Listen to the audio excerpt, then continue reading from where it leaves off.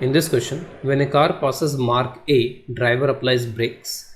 Thereafter, reducing speed uniformly from 160 at A, the car passes mark C with a speed 40.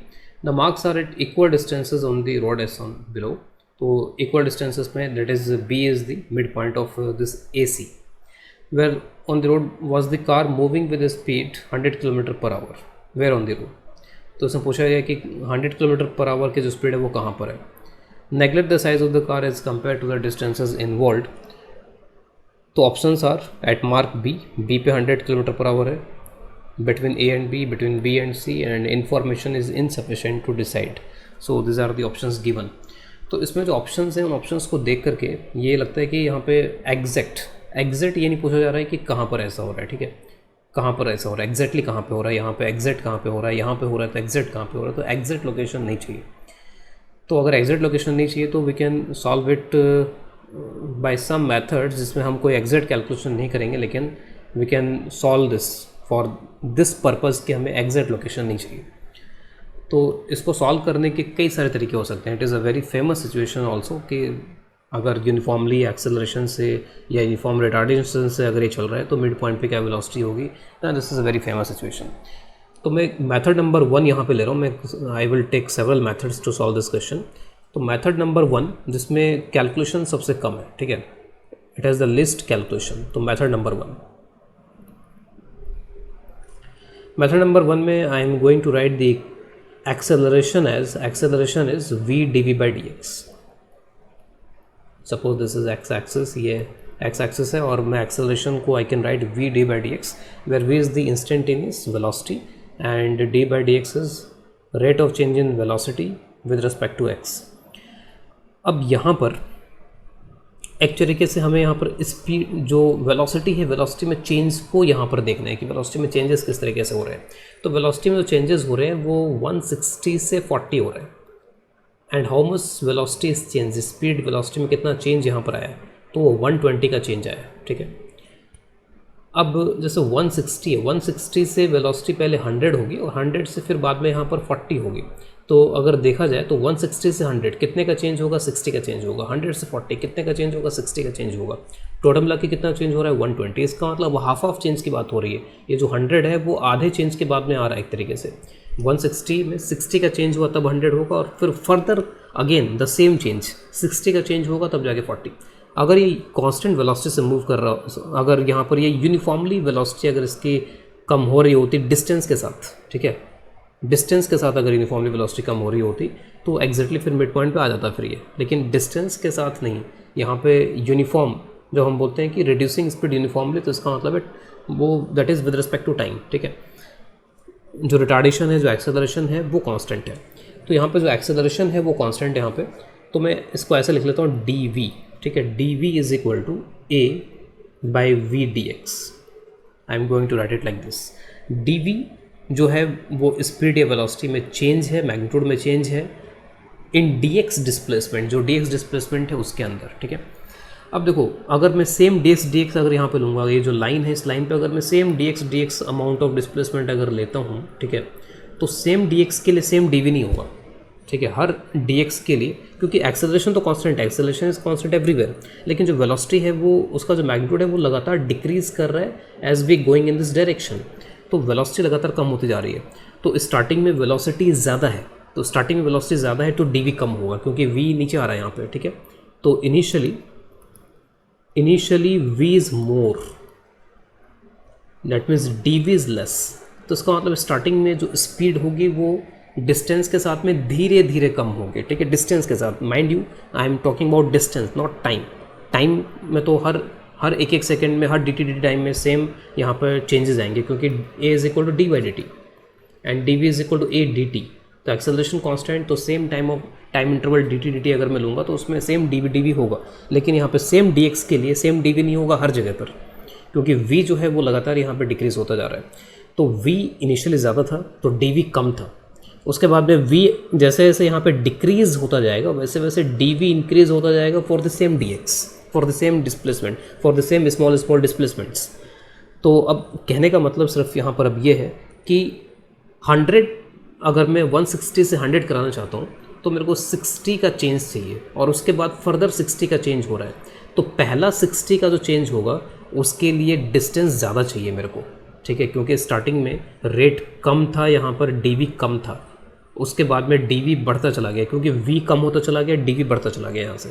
तो जो further 60 होगा उस further 60 में जो डिस्टेंस है, टाइम नहीं डिस्टेंस कम लगेगा यहाँ पर, तो it will take more distance, it will take less distance. तो ज़्यादा डिस्टेंस का मतलब है कि मिड पॉइंट से आगे निकल जाएगा, ठीक है, यहाँ कहीं पहुँच जाएगा, तब जा कर के 60 का चेंज आ पाएगा, ठीक है, 60 का चेंज आ पाएगा। और 100 जो वेलोसिटी थी वो 100 से यहाँ पर अब क्या हो पाएगा, यहाँ पर सॉरी जो स्टार्टिंग में 160 था, 60 का चेंज होने के बाद में 100 होगा, फिर 100 से वापस से 60 का जो चेंज होगा उसके लिए डिस्टेंस कम चाहिए अब, ठीक है। Now the less distance is required for further change of 60, तो यहाँ पे 40 हो जाएगा। तो our answer will be between B and C, यहाँ पर ये इसको अचीव करेगा, 100 को अचीव करेगा। This is my method number 1। Now method number 2 is involving some calculations, ठीक है, कुछ कैलकुलेशंस हम कर सकते हैं।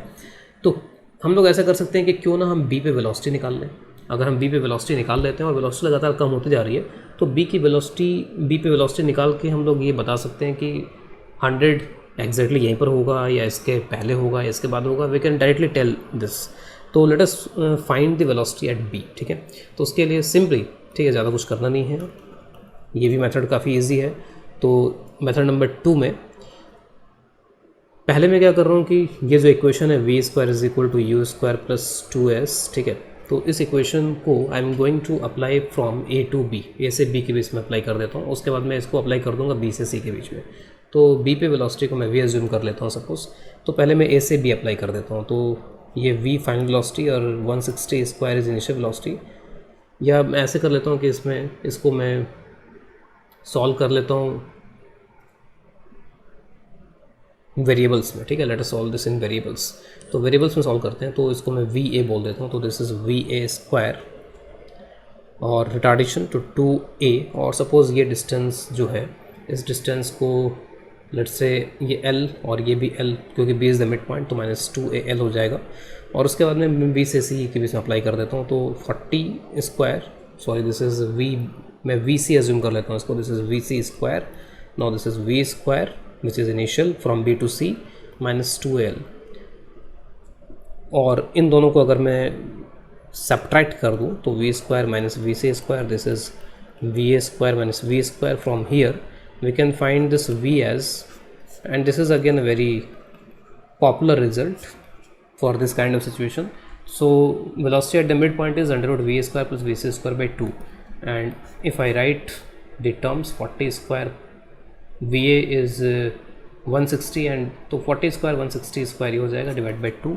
और यहाँ से जो आंसर मिलेगा वो अप्रॉक्सीमेटली 116 मिलेगा, ठीक है। तो यहाँ पे अगर 116 है तो अभी तो कंटिन्यूसली और डिक्रीज़ होना है इसको, तो इसका मतलब थोड़ा आगे जा कर के 100 होगा, ठीक है। यहाँ से भी हमें इसका आंसर मिल गया। और हमें अगर एग्जैक्टली बताने की कहाँ पर है, ठीक है, अभी हमने एग्जैक्ट नहीं बताया। इन दोनों मेथड्स में there is no exact answer. अगर एग्जैक्ट बताना है तो वो भी कर सकते हैं और उससे भी आंसर आएगा। तो let us move to method number 3। तो मेथड नंबर 3 में भी मैं कुछ इस तरीके से करने वाला हूँ यहाँ पे। तो इसमें मैं ऐसा करता हूँ यहाँ पर कि जो टोटल डिस्टेंस है, इस टोटल डिस्टेंस को मैं x के इक्वल अज्यूम कर लेता हूँ। Let's say this total distance is equal to x, ठीक है। तो स्टार्टिंग से लेके फाइनल तक अगर मैं ये इक्वेशन यूज़ करूँ v² = u² + 2as, तो क्या मिलेगा मुझे यहाँ पर। तो फाइनल वेलोसिटी विल बी 40। तो 40² = this is 160² - 2a, total distance is x। और उसके बाद में मैं इस इक्वेशन को यहाँ पर यूज़ कर लूँ। कहाँ से कहाँ तक मैं इसको यूज़ कर सकता हूँ आपकी बार। तो x डिस्टेंस, तो 160 से लेकर के यहाँ से लेके x, इस डिस्टेंस को मैं x अज्यूम कर लेता हूँ यहाँ से यहाँ तक, जहाँ पे ऐसा हो रहा है सपोज़, ठीक है। कहाँ पे हो रहा है जस्ट मैंने ऐसे दिखा दिया यहाँ पे। तो सपोज़ x डिस्टेंस पे हो रहा है। तो फाइनल वेलोसिटी इज़ 100, मैं चाहता हूँ वहाँ पे 100 वेलोसिटी है, और इनिशियली इज़ 160, तो 160 - 2x। तो अब ऐसा करते हैं, यहाँ से 2x लिख लिया मैंने। 2x is 160² - 40²। यहाँ से मैंने 2x लिख लिया, तो it is 160² - 100²। Let us divide this two, इन दोनों को मैं डिवाइड कर देता हूँ। तो x' by x, तो 160² - 100²। It is 160 square minus 40 square. तो एक 10 तो हट जाएगा यहाँ से, 16 का स्क्वायर माइनस 10 का स्क्वायर, तो 16 प्लस 10, 16 माइनस 10, 16 प्लस 4, 16 माइनस 4, तो it is 2, it is 13, it is 13/20। सो जो एक्स डैश है वो 13/20 पार्ट है x का, तो इसका मतलब it is more than x/2, it is greater than x/2। 13/20 into x is greater than x/2, इसका मतलब मिड पॉइंट से आगे जाकर के 100 होगा, और कहाँ पे होगा एग्जैक्टली 13/20 x पर होगा। वो यहाँ से we can find the exact location also.